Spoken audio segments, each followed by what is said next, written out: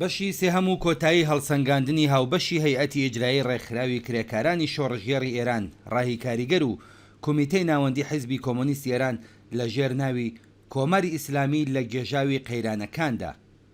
چوارەم، جیهان لە دژی جینۆسایدی دەوڵەتی ئیسرائیل و ئیفلاسی داکۆکیکارانی درۆینەی مافی مرۆڤ. درێژەی 20 مانگ تاوانی ڕێکخراوی ئەرتەشی ئیسرائیل، جینۆسایدی هاوسار پچڕاوانە و هەوڵدان بۆ لەناوبردنی خەڵکی فەلەستین لە ڕێگەی کوشتار و برسیکردنی نەتەوەیەکەوە، ئێستا ئیتر زیاتر لە جاران لەگەڵ کاردانەوەی تووڕەیی و بێزاری خەڵکی جیهان و تەنانەت دەوڵەتە ڕۆژاواییەکانیش بەرەو ڕووبووەتەوە. چاوخشاننێک بە ئاماری هەژێنەری تاوانەکانی ئەرتەشی ئیسرائیلدا ویژدانی مرۆڤایەتی لەگەڵ کۆمەڵێک پرسیاری گەورە بەڕەوڕوو دەکاتەوە.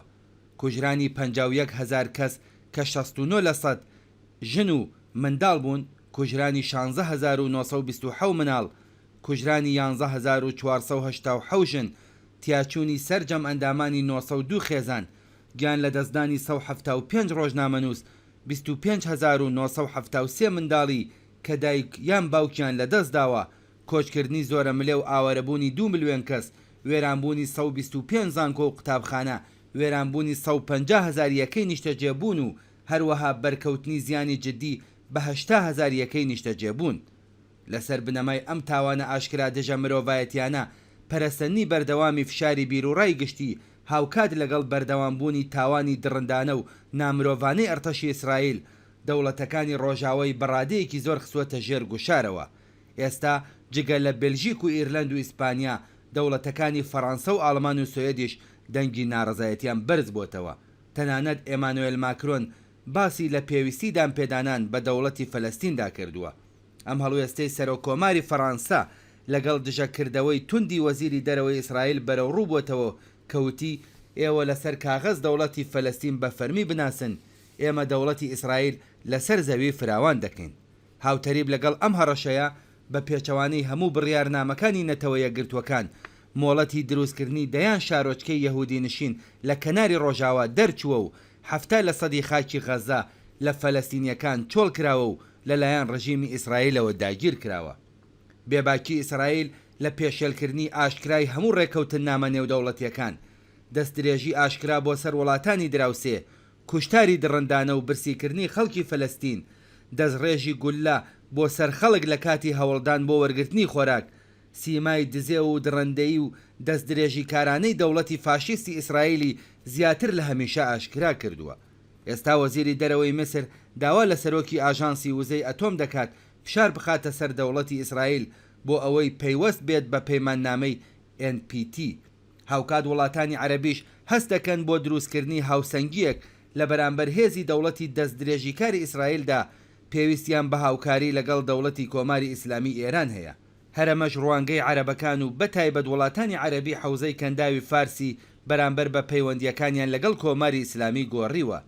لەلایەکی ترەوە بەرنامە ڕێژی دەوڵەتی ئیسرائیل بە سەرکردایەتی بەنیامین نەتانیاهۆ و هاوپەیمانیە فاشیستەکەی بۆ داگیرکردنی خاکی فەلەستین بەکردەوە پرسی چارەسەری دوو دەوڵەتی لە گۆڕناوە. وا دیارە تەنانەت ئەگەر ئیرادەیەکی نێودەوڵەتیش بۆ جێبەجێکردنی بڕیارنامەکانی نەتەوە یەکگرتووەکان لە ئاستی جیهاندا پێک بێت، چیتر خاکێک بۆ دروستکردنی وڵاتی فەلەستین بوونی نابێت.